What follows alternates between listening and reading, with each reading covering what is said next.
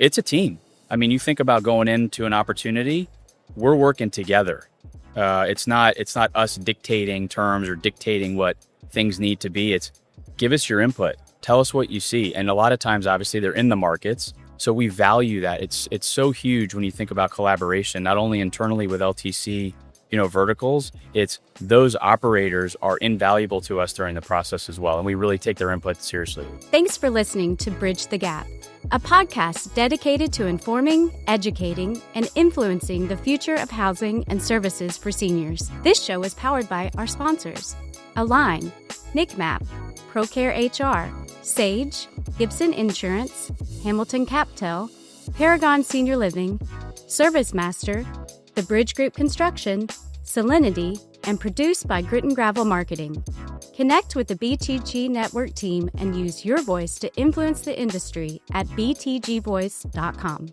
Bridge the Gap in 3, 2. Welcome to Bridge the Gap Podcast, this senior living podcast with Josh and Lucas. A very exciting episode on today. We've got some great guests. We want to welcome Michael Bowden and Shae Portnoy of LTC REIT. Welcome to the show. Thank you very much. Thanks. Glad to be here. We are so glad to sit down and talk with both of you. We've had some great pre-mic conversations. And, at LTC, y'all have a term, and it's REIT done differently. Mike, what does that even mean? Well, we focus on, trying to differentiate ourselves outside of being capital, right? Because that sometimes becomes this nebulous concept. And what does that really mean? So we think about, getting down to a level of relationships, people, okay? We focus on people. So we think that the stigma out there with capital is you're focused on numbers, you're focused on profit, you're focused on NOI, you're not really focused on what's happening in terms of boots on the ground, people on the ground, that take care of residents, that take care of your asset. So we have deliberately, and it's a term we use internally, have chosen to curate relationships, okay, starting at the operator level. So we focus on that. We think that once you can, really build that trust, focus on, talking to people, listening to them, hearing what matters to them, to us, that is a differentiator. And that's why we try to focus on being different in that way. Shae, in the industry, in the real estate umbrella, you hear the term landlord, right?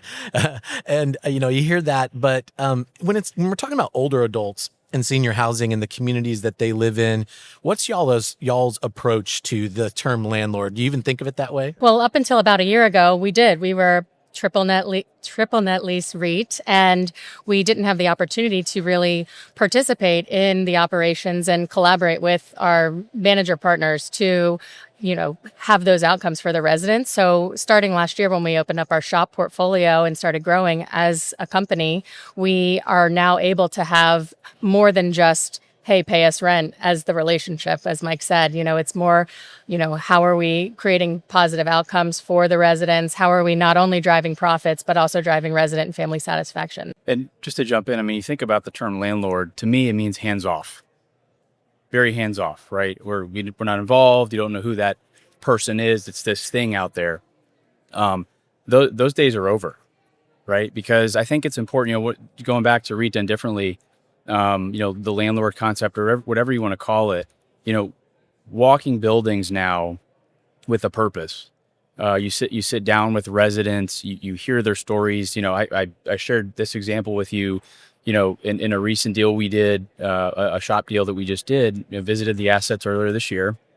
And I said, we're going to take the approach, the REIT done differently approach. We're going to spend the entire day with the EDs, with the staff, with the residents. We're going to talk to them. We're going to hear them out. What matters to you? So we had lunch with some residents. The next thing I know, I'm talking to a gentleman who was an Army sniper. Incredible. An engineer, a teacher, and you start listening to these stories, the history of the residents that are living in your communities. If you can't get emotional and passionate about that, then you're in the wrong business. That's so wonderful. I love those stories of being on the ground. And I know Josh and I have shared these stories over the years. It's so funny. So we do these renovation construction projects in the communities, and all the ex-engineers, all the ex-contractors come out. And recently a guy was complaining that our screw pattern was off on our drywall. And he was right. That's awesome. I mean, it's fantastic, right? Yeah. He was absolutely right. But we have those stories, and that makes such an impact. So this big change from triple net lease to this RIDEA kind of shop program, how's that transition been like for y'all? Well, it's created a lot of energy in our company. So previously, the business development team, was siloed from asset management, siloed from accounting, and now we've been able to come together and collaborate both as a community and as an internal company, but also with the relationships that we've made. We've had meetings upon meetings upon meetings with all of these new people who are now interested, and it makes sense for us to work together. So it's been a truly watershed moment for our company to be able to start doing these new deals, and the program has been growing, and we're busy, so it's a great thing. Yeah, what are your thoughts on that? No, our co-CEOs, Clint Malin and Pam Kessler, have talked and used this word transformative.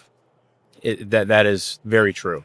It's been transformative. So if you think back when we made the announcement at the end of 2024 publicly that we were going to transition to, embracing RIDEA shop as a strategy, it really opened every door you could imagine. Okay, because we were absolutely missing out on, relationships with best-in-class operators, with everybody that didn't want to get into the structure that we previously were offering. Okay, so it opened all these doors.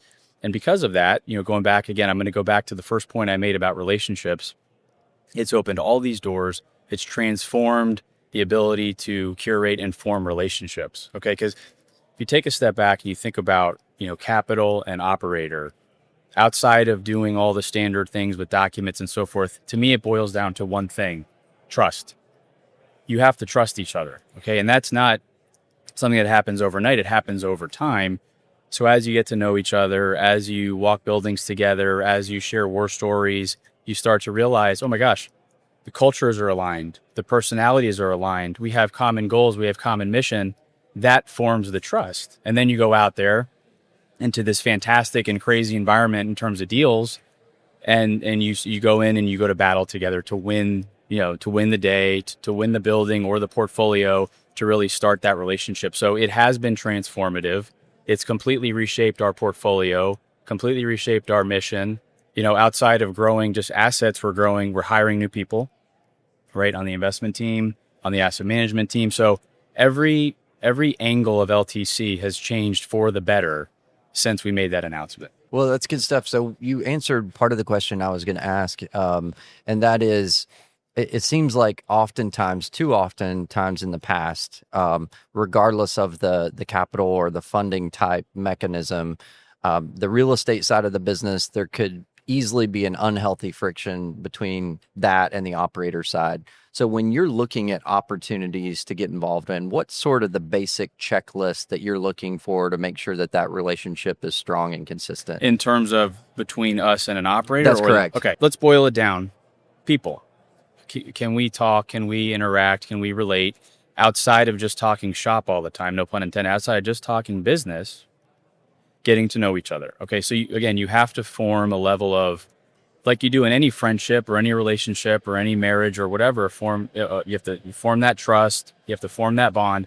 So what are the cultures? I mean, one of the things, again, I'll go back to our co-CEOs that they have been really, really hammering home, to their credit, is creating a culture at LTC that is unmatched. So do the operators that we're talking to, how do we align in terms of culture? How do we align in terms of strategic vision? What are their goals? How can we help them? Do we have similar goals? So you have all these conversations. Sometimes it takes months or even years before you find an opportunity. But once you start really digging into that relationship side, the people side, when you find a deal, you're that much more convicted about this is the right group for this particular deal. Switching gears just a little bit. So at this Nick Spring Conference, probably in my 20 years in the industry, I've not heard this level of excitement. Last quarter, we sat down with our partners at Nick Map, and the theme was recovery is over. We're sailing now. And now in spring, everybody's excited, from the data people to the finance people. I'm wondering, what's your outlook as a REIT in 2026 for growth goals? Are are you strong into this wind here, and are you going to ride that, or what are growth goals for you all this year? We are growing.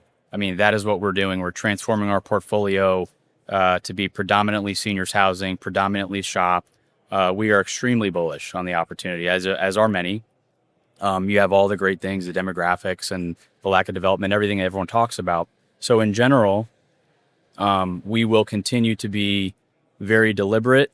We will continue to curate, okay, in terms of not only relationships, but assets. And if you look at the definition, I think it's important to think about what that means, because we want to build a best-in-class shop portfolio that will stand the test of time. Even when new development eventually comes in, we're focusing on, okay, what are the assets that when that happens, they're protected because they're newer, they're well-maintained, they're in great growth markets and so forth. So when you think about the word curate, it's very deliberate. It's very selective. It's not haphazard. So we will continue to grow aggressively, but also very smart in terms of what we're bringing into the portfolio. So 26, 27 and beyond, LTC is at the table, no doubt, trying to grow our portfolio. I was going to say we're being very disciplined with all the opportunities that are out there. It's not so much, throwing out a fishing line and hoping to catch something. It's now we can choose, which ones we're going to reel in onto the boat. And for us, we can partner with our, managers who we've formed those relationships with and create a strategy to acquire in a certain region, or have a cluster of properties, as opposed to just, one in this area and then one in that area with a different manager. So we are being strategic, we're being disciplined, and it is exciting. It's really fun. And I think that, the energy that you can feel even on day one of Nick has been really great. All the things that we do when we underwrite a new opportunity, from the analytics to the data to all that great stuff that we do just on the nuts and bolts of actually analysis, we have a great process. It's fantastic. What's the other side of that? It's who do you partner with? What operator is going to create the value? Because as we know in this space, the value is created from operations. Okay. So thinking about, okay, how do we collaborate with our operator partners? Okay. It's a team. I mean, you think about going into an opportunity, we're working together. It's not us dictating terms or dictating what things need to be. It's give us your input. Tell us what you see. And a lot of times, obviously, they're in the markets. So we value that. It's so huge when you think about collaboration, not only internally with LTC, verticals. It's those operators are invaluable to us during the process as well. And we really take their input seriously. During the underwriting process, we talk a lot about how can we add on to the property in terms of value creation? How can we do capital projects that are going to bring in revenue that is profitable? So that's another thing that a lot of times as a landlord, you're trying to spend the least amount of money possible. In this case, we're putting the dollars to work when it does have an ROI and outcomes for the residents, where they're, getting better quality care. I love that. So going back to earlier point, I think you were making, or something that you said was you've had doors open up from some operators that maybe have been around for a while, but really didn't like the way the old model was set up. So if you could just kind of simplify and boilerplate, like, what do you mean by that? Well, like, what is,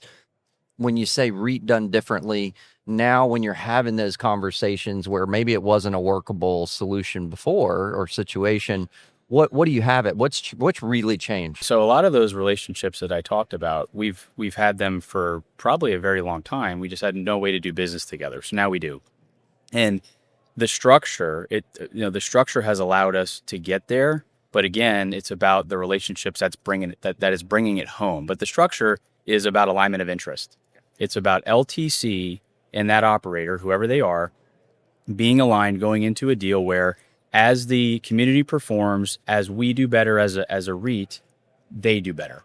We share that alignment, and as you know, as a REIT, we don't sell. We're not in the business of selling assets. We're in the business of acquiring high quality buildings and holding them forever, right? In theory. And so how do we share in the upside that's created? Well, that's through our structure. That's through various incentives, promotes, so forth and so on. So as we do that, we share in that upside, and that's the alignment that's key in the structure that we have now. Awesome. Yeah. Awesome. Well, Lucas, easy to see why you got so excited. The first conversation you came, you said, we got to have these guys on the show. That's right. That's right. And a great way to round out our conversation, talk to us about LTC Cares. So that has yet to be fully launched, but it is going to be coming later this year. So The goal here is, and this goes back to passion, and this is sort of something that I've been, really into, especially going back to last year. It's how do we expose people at LTC that typically don't get out to communities? You guys walk communities. It's easy to get emotional. It's easy to be connected. But if you're behind a desk and you're never really seeing buildings, you're never talking to residents, you can get detached from what the heck you're doing. The goal here is to get employees that typically wouldn't get into buildings. Okay, walk them, see them, talk to residents, talk to EDs. Again, develop relationships, develop a connection. And I think it's important because when you start to realize what it is that we're actually doing, like if you take a step back, okay, we're investing, we're creating returns for our shareholders, investors, but at its core level, we're creating positive outcomes for the population that we really care about. Okay, wellness outcomes. If you don't see that, if you don't walk it, if you don't understand it, I think it's hard to really get it. So the goal here is let's get everyone in the buildings. Let's spend some time with the operators, spend some time with the residents. And I think that's going to create even more, buy-in, if you will, company-wide, relationship-wide. I think it's a great initiative. Shae, what's your perspective on it? I mean, to me, I have that heart and soul with that goes along with my job. So I'm a recovering investment banker, and back then you really were a cog in the wheel. They ran you into the ground. And here, the fact that our company reinvests back into our team members as well as into our operator partners, we break bread together. Having the ability for us to go and do service projects or sponsor, the Colorado Peaches. It's a retired, senior living baseball team out in the Denver area. It's something that can warm your heart while you're doing, heavy duty finance, and the analytics are, the same, it's deals and it's excitement on the finance side, but it's also, at the end of the day, it's caring for the people that raised us or raised our parents. And to me, that makes all the difference. I mean, connecting that heart and soul to what we're doing, it keeps everybody kind of looking at the right mission. When you walk into someone's unit, someone's apartment, someone's room, and you look at the walls, and you look at the pictures, and you look at the history, and you see the awards, or you see that, you look at that stuff personally, it's emotional, and not in a way where you break down crying, but you just say, I feel really good about what I'm doing, because this is someone's mom, this is someone's grandmother, this is someone's father, and so forth, and you see the history on the wall. And you can really appreciate at the on the ground level what the heck we're doing. And I think that's important to keep that in mind, because you can lose sight of that. Oh, 100%. I think that's so. I think what you've just underscored is a major difference in senior living versus really any other category of real estate. And it's like we really are impacting people's lives long term. And so the decisions we make at the highest level financially, we have to take that into consideration. It's an honor, and it's a big responsibility. Big responsibility. Yep. It is. And it's a great opportunity. Actually, we often end our conversations just around recruiting talent into the industry. We'll start with Mike and then Shae. Obviously, you have, asset management, real estate, finances backgrounds. You can go into any vertical that you want with those skills. There's people that have all different level of skills, but the fact is that they can bring those skills to the senior housing industry. So final words, speak to that person out there. They could be any age that are thinking, you know what, I'd rather have a career that has some mission behind it. Obviously that resonates with you. What would be your... that's this. And I think it's important to understand that going just to the intellectual side of it, all the work that we do, everything that we, model and underwrite, it's you get all of that, whether you go into, multifamily or office or whatever branch of real estate or sector you want to choose or whatever. That's all there. But the other side is that you get something, to me, that is different in terms of this emotional connection. Okay.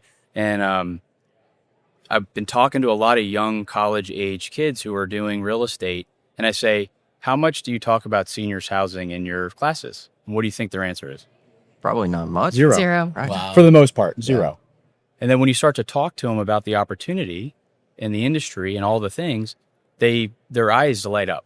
Like, I've never heard of this stuff. Like, it's incredible. I'm going to be a part of it. So I think that for anyone out there that's looking for the intellectual side, okay, but also maybe a mission focused or an emotional connection that really, to me, creates this longevity, to your point about being a sort of grinding it out.